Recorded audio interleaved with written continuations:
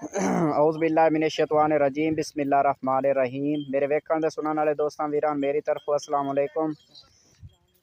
ते मैं जनाब अज एक नायाब तोहफा लैके वीरां दी खिदमत हाजिर होया जनाब। वेखो माशाअल्लाह, खूबसूरत पट्ठ है जनाब, प्योर गुलाबी टैडी है जनाब। मूँह दे विचों खीरी, अगे तो खीरी सी, हुण दो दंद हो गई होवे तो कोई पता नहीं, लेकिन सौदा दो दंद का ही होएगा इंशाअल्लाह। वेख सकते हो तुसी, ये जनाब डिलीवर होई नूं 1 महीना हो गया ते बच्चा इसका सेल कर दिता है। तो जनाब पट्ठ तुसी वेख सकते हो माशाअल्लाह। जेड़े दोस्त शौक करते हैं ना इस नस्ल का, उन्हां वास्ते मैं लैके आया जनाब। वेखो तुहाडे सामने चलदी फिरदी खांदी। तो इस दी जिहड़ी डिमांड है जनाब नहायत ही मुनासिब ते भरपूर प्यार मुहब्बत शामिल करके